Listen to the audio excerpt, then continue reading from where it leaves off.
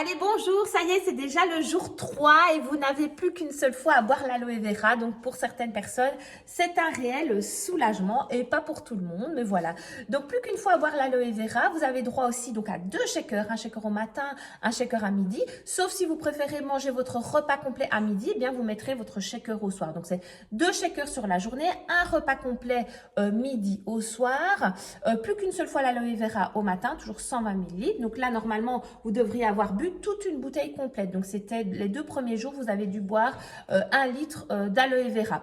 Donc, vous avez toujours vos lignes, 4 fois sur la journée, matin, midi et 2 le soir. Toujours le terme à midi. Et pensez bien, votre ligne, c'est toujours 15 minutes avant le repas avec un grand verre d'eau, très important.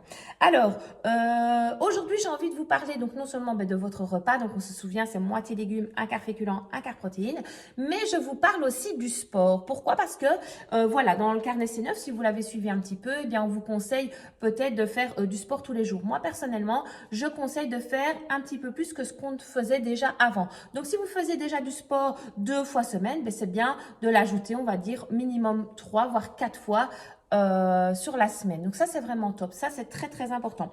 Alors, fixez-vous aussi au niveau du sport un objectif long terme. Voilà. À quoi voulez-vous arriver, je ne sais pas moi, d'ici 2 mois, 3 mois, dans 1 an? Ça, c'est très important. À court terme aussi et au niveau semaine. Pourquoi? Parce que quand l'objectif est trop grand, eh bien, on peut trop vite baisser les bras. C'est un peu comme je vous ai déjà expliqué au niveau de l'objectif. Et voilà, je vise 10 kilos. Imaginons que ce mois-ci, vous stagnez.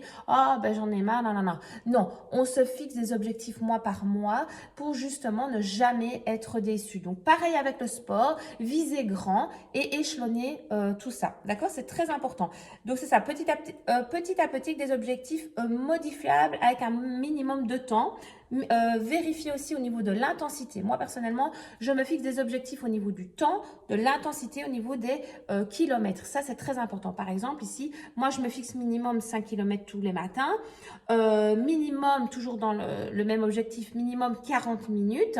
Et je fais minimum 2 fois 1,5 km à du 10 km/h. Donc, le fait de se mettre des petits objectifs comme ça, et si je fais 1 heure, ben voilà, c'est bien. Mais le lendemain, je ne me dis pas, ah, si tu as fait 1 heure aujourd'hui, tu dois faire encore 1 heure aujourd'hui. Non, fixez-vous un minimum et waouh, et tant mieux si vous le dépassez. Mais il ne faut pas non plus se décourager. Donc ça, c'est très, très, très important.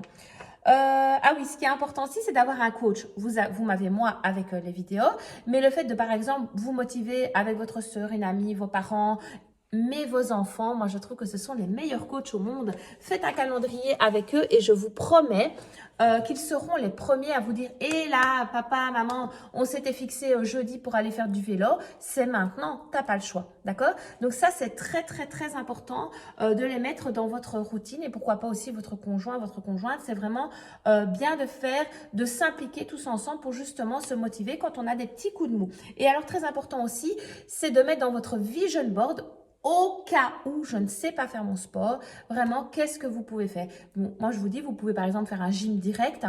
C'est sur YouTube, c'est gratuit, c'est 25 minutes. Vous levez 25 minutes plus tôt, il y a moyen de faire votre petit gym direct. Et au moins, quand c'est fait au matin, eh bien, en fin de journée, parce que c'est souvent en fin de journée qu'on a des petits extras, entre guillemets, eh bien, on n'a pas d'excuse de dire, ah ben non, zut, j'ai machin qui a passé un improviste, j'ai dû aller faire les cours, chercher la petite, il y a eu un bug, etc. Non, moi, personnellement, je vous conseille de vous lever 25 minutes plus tôt, de faire éventuellement un gym direct ou de même ne fût-ce que faire le tour du quartier. Mais pensez bien à optimiser tout ce que vous faites. Je ne vous demande pas de faire un marathon, loin de là, mais le fait de rien optimiser en contractant votre sangle abdominale, en se tenant bien droite, eh bien, je vous promets que vous allez déjà sentir au niveau des abdominaux. Intensifiez aussi au niveau de vos mouvements, au niveau des bras, des jambes. Et vous allez voir, même en vous brossant les dents, vous pouvez faire quelques squats, vous pouvez vraiment faire plein de petits exercices. Ça va? Donc, on optimise, comme ça, on n'est jamais déçu. On se dit, mais oui, je n'ai pas fait que me balader avec le chien. Non, je peux par exemple viser, regarder un poteau qui se trouve à 200 mètres et dire, ben voilà, jusqu'au poteau là-bas, ben, je vais par exemple trottiner. D'accord? On se fixe à chaque fois des petits objectifs et on est fiers de vous. Donc, pensez bien à tout noter dans votre carnet et surtout à vous féliciter. Belle journée et surtout, mangez bien ce soir. Bisous!